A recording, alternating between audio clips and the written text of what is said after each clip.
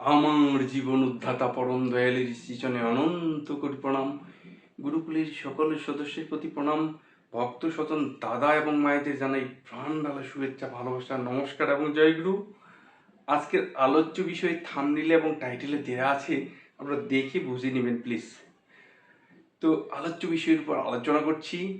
একটি সুন্দরী দরিদ্র প্রকৃতির মেয়ে ছিল। মেয়েটি এটা কোনো রকমের একটা চাকরি করতো কোম্পানিতে। সেই কোম্পানির মিটিং ছিল। মিটিং শেষে রাত হয়ে গেছিল। মেয়েটি বাড়িতে ফিরবে, খুব দুশ্চিন্তায় বেদিব্যস্ত। সে গুরুকে সর্বদাই কায় মনে ডাকছিলেন। শরণাগত হয়ে দিনার্ত হয়ে মেয়েটি গুরুকে, ভগবানকে নিবেদন করছিলেন, ঠাকুর, হে দয়াল, হে করুণাময়, আমাকে রক্ষা করেন ঠাকুর। আমি যেন সসম্ভ্রমে নিরাপদে বাড়িতে পৌঁছাতে পারি ঠাকুর। আমাকে একটু অনুগ্রহ করেন ঠাকুর। এভাবে যখন ডেকেছিলেন, গুরুদেব পরম দয়াল কি আর না এসে থাকতে পারেন? মেয়েটিকে সঙ্গ দেওয়ার জন্য ওই টোটোতে বসে ছিলেন ঠাকুর।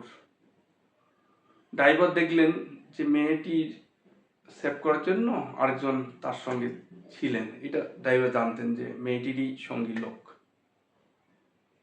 সেইভাবেই মেয়েটি ভয়ের জায়গাগুলো নিরাপদে ঠাকুরের সঙ্গে পার হয়ে গেলেন। মেয়েটি কিন্তু টের পায়নি যে তাকে সঙ্গ দেওয়ার জন্য ঠাকুর স্বয়ং এসেছিলেন।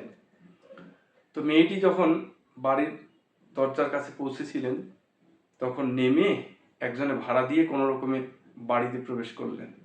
ড্রাইভার মহাশয় বললেন, কি ব্যাপার, আপনি একজনে ভাড়া দিলেন যে? এরকম বলতে বলতে ড্রাইভার কি করলেন, বাড়িতে এন্ট্রি করলেন, মানে ঢুকে গেলেন, প্রবেশ করলেন।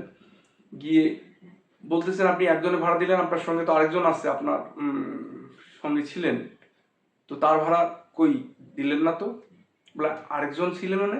বলে হ্যাঁ, এই দেয়ালে ঠাকুরের ছবিটা দেখতে পাইছে।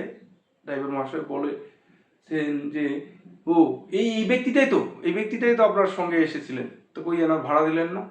মেয়েটি এবার বুঝতে পারলেন যে ঠাকুরকে তিনি কায় মনে ডেকেছিলেন, সেই কারণে ঠাকুর তাকে রক্ষা করার জন্য, সেভ করার জন্য এসেছিলেন। তাহলে ঠাকুরের ভাড়াটা অবশ্যই আমাকে দিতে হবে বলে মেয়েটি তার ব্যাগ থেকে, পার্স থেকে টাকা বের করে ঠাকুরের সব ভাড়া দিয়ে দিলেন। ঠাকুর নেমে বাড়ির দিকে পৌঁছে গেলেন। আসলে মেয়েটি বুঝতে পারছিলেন যে কায় মনে ডেকেছিলেন বিধায় ঠাকুর, গুরু তাকে রক্ষা করার জন্য স্বয়ং এসেছিলেন। তো আসলে আমরা জানি, প্রতি প্রত্যেকে গান শুনেছি যে কায় মনে ডাকলে তারে ঘরে বসে পাওয়া যায়।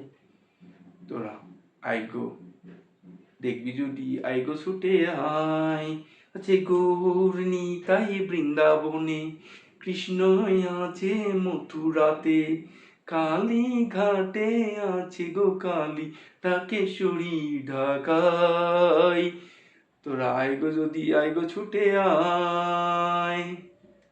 শুধু ভক্ত স্বজন দাদা মায়েরা আসেন, প্রতিপদ থেকে ইষ্ট প্রাণ হয়ে উঠি, ইষ্টের বাঁধনে বাঁধায় থাকার চেষ্টা করি।